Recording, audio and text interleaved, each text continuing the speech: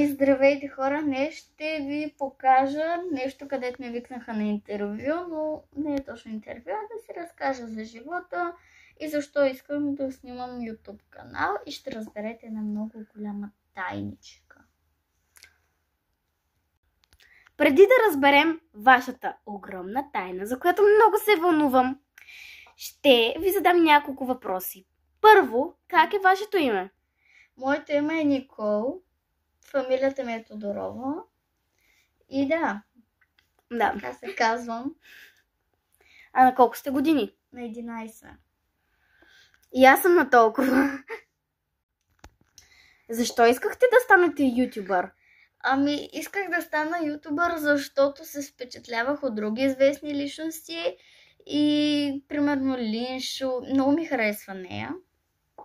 И да, исках да стана ютубърка, защото ми харесва, забавлявам се и така. Добре, а къде живеете? В кой град, държава? И двете. Аз живея в България, както виждате, и съм в град София. Добре, кой ви е любимия цвят? Обичам тюркоазено, такова зеленко, светло-синьо, такова бебешко розово, такива бебешки цветове. Повече ме впечатляват. Добре, а кое ви е любимото животно?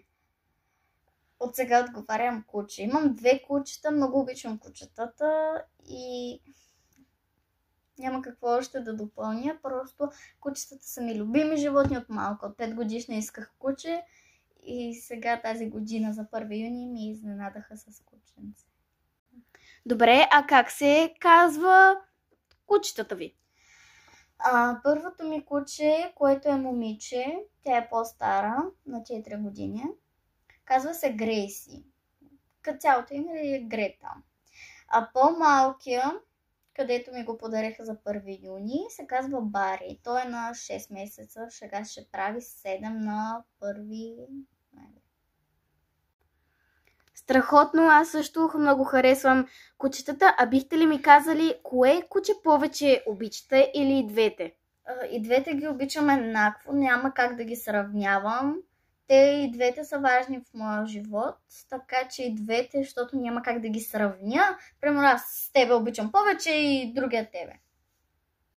Добре, страхотно. Каква е вашата изненада? Изненадата е, че на 50 абоната ще имам фест среща! Ще ви раздаваме картички с автографии и да,